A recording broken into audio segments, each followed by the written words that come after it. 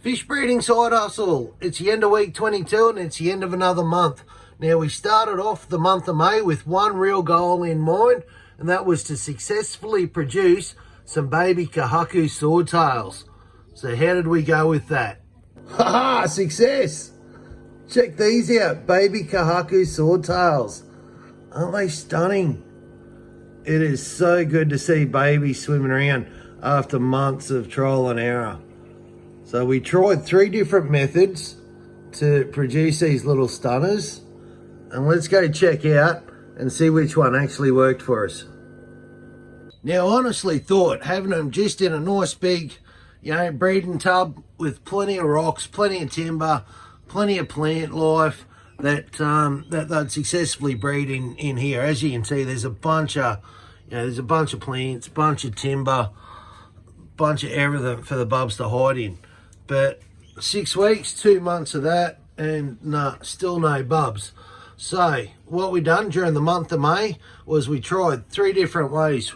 We put a maternity basket in here for the bubs to hide in.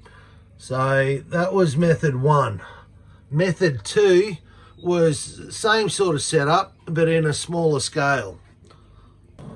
So method 2 was, like I said, on a smaller scale, a maternity basket in just a much smaller tank. So this is a 20 litre tank.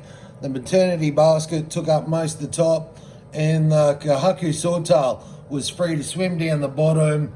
And the plan was that the baby Kohaku swordtails can find refuge in the breeding basket and safe from being eaten by mum. It absolutely works a treat with the guppies, but with these swordtails, that wasn't the case.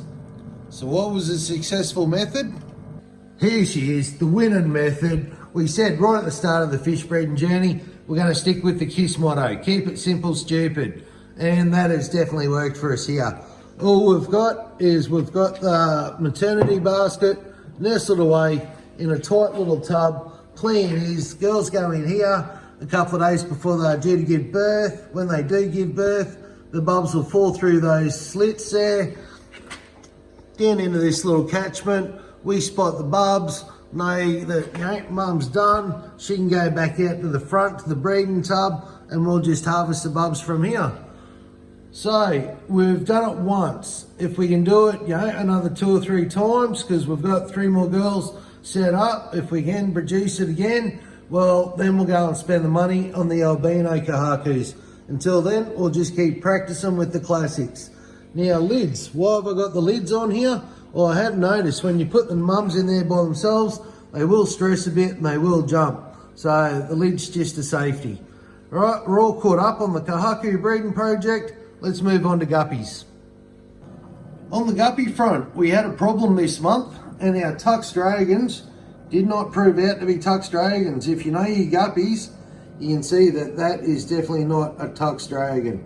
So quite pretty, whatever the hell it is, but well, I suppose it's just some mongrel mudblood. That's what it is. I stuffed up when I bought the original parents.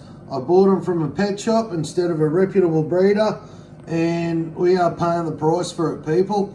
I have got a good 3 months worth of just mudbloods. So what we are going to do with them, I'm not 100% sure, but we can't keep them. We want to be known for breeding true lines of guppies, and as pretty as some of these little things are not true. So they've got to go.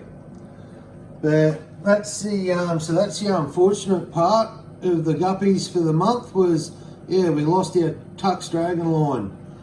But on a positive, you can see we've got bubs everywhere. And so some older bubs that are being raised out for future breeders. And you might be noticing that there's bugger all adults kicking around, Where are all our adults? Haha, let's go have a look.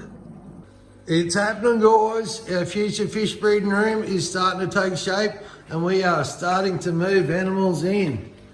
So we haven't got that many in with regards to adult breeding stock, the ones that we have got are doing well. We've already produced a couple of lots of bubs out of these tubs, believe it or not. So they've only been in here for a couple of weeks and they are working beautifully. So right at the very start, when we did start this, we started on a budget.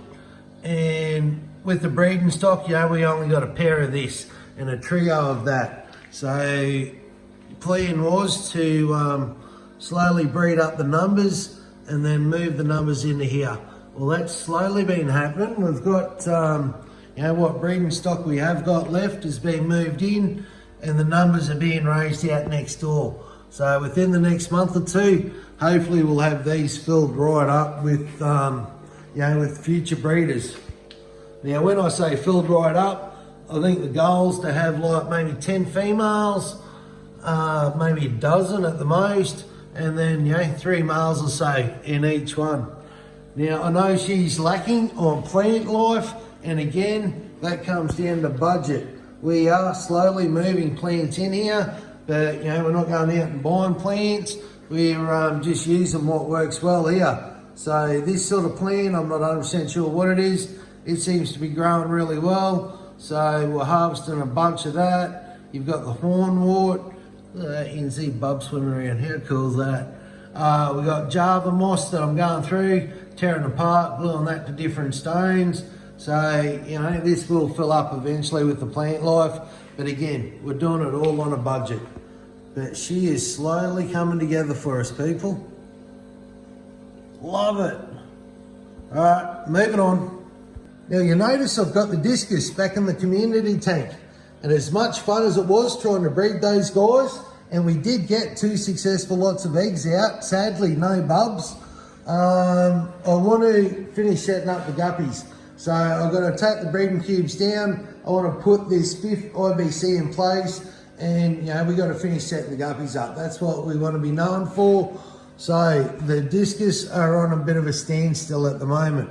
We will come back and have another crack at breeding them, but just not at the moment. Another first for us this month were these little black mollies. If you're a frequent flyer of the page, you'd remember that we went out and got a bunch of mollies a couple of weeks ago, maybe 3-4 weeks ago. That was, and when I say a bunch, it was a couple of hundred. Now we hadn't produced any babies yet. I think all the parents were going through eating them. So all I done was simply put a female in one of these Better Havens that I've got, let her produce the bubs, then took her back out and put her back in with the rest of the breeding colony. So nothing too exciting, but I just thought I'd share that. That's another first for us, being black mollies. Tick. So let's finish off on the bedders. And you can see not much has changed. Not much ever really changes. They're just growing slow and steady. As you can see, we're starting to get a bit of pattern come through. That's very cool. So I was getting sick and tired of just seeing red, red, red. So it's nice to see some pattern coming through. But with these guys, I really don't think we're going to be doing too many more pairings with the bedders. It was very cool to do it, the couple of times that we did do it, but I'm really not looking forward to the splitting the males down and all that sort of stuff. That it sounds like it's going to be a bunch of work. And when it comes to this, I'm wanting to get into it for enjoyment, not so much the work side. So as cool as it was to breed the bedders, and if you've never done it, I do suggest that you do it, at least once, because it is such a cool process. But I don't think it's something that we're going to specialise in. We might just do 1 or 2 lots a year, but mainly stick with the guppies. Alright guys, well if you've made it this far, please know that I really do appreciate you watching. And remember that the best way to help the channel is to leave a like and leave a comment. Thanks guys.